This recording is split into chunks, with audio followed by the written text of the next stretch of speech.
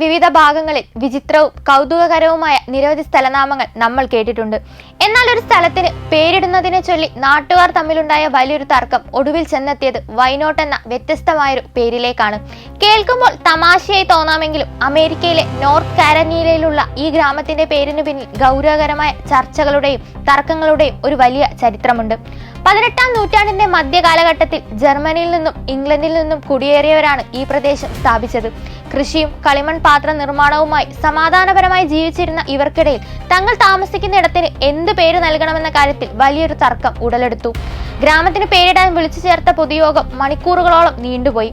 ഒരാൾ ഒരു പേര് നിർദ്ദേശിക്കുമ്പോൾ മറ്റൊരാൾ അതിനെ എതിർക്കുന്ന അവസ്ഥയായിരുന്നു അവിടെ. മണിക്കൂറുകൾ നീണ്ട ചർച്ചയിൽ ആർക്കും ഒരു തീരുമാനത്തിലേക്ക് എത്താൻ കഴിഞ്ഞില്ല. ചർച്ചയ്ക്കിടെ ഓരോരുത്തരും തങ്ങളുടെ നിർദ്ദേശങ്ങൾ മുന്നോട്ട് വെക്കുമ്പോൾ വൈ നോട്ട് ദിസ് എന്നും വൈ നോട്ട് ദാറ്റ് എന്നും നിരന്തരം ചോദിച്ചുകൊണ്ടിരുന്നു. സമയം വൈകിയിട്ടും തർക്കം അവസാനിക്കാത്തതിൽ സഹികെട്ട ഒരു നാട്ടുകാരൻ എഴുന്നേറ്റ് നിന്ന് ഒരു വിചിത്രമായ നിർദ്ദേശം മുന്നോട്ട് വെച്ചു. നമ്മൾ കുറെ നേരമായല്ലോ, എന്തുകൊണ്ട് ഇതായിക്കൂടാ, എന്തുകൊണ്ട് അതായിക്കൂടാ എന്ന് ചോദിക്കുന്നു.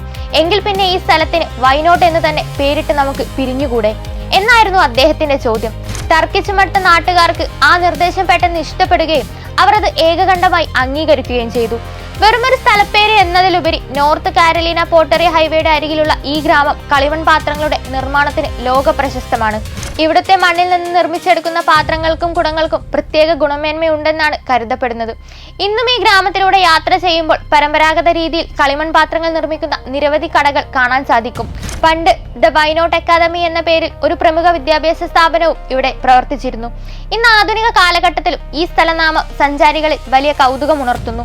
ദേശീയപാതയിലൂടെ യാത്ര ചെയ്യുന്നവർ വൈനോട്ട് എന്ന ബോർഡ് കാണുമ്പോൾ വണ്ടി നിർത്തി ഫോട്ടോ എടുക്കാതെ പോകാറില്ല. മനുഷ്യർ തമ്മിലുള്ള അഭിപ്രായ വ്യത്യാസങ്ങൾ എങ്ങനെ രസകരമായി പരിഹരിക്കാം എന്നതിന്റെ വേറിട്ട ഉദാഹരണമായി ഈ കൊച്ചു ഗ്രാമം ഇന്നും നിലകൊള്ളുന്നു.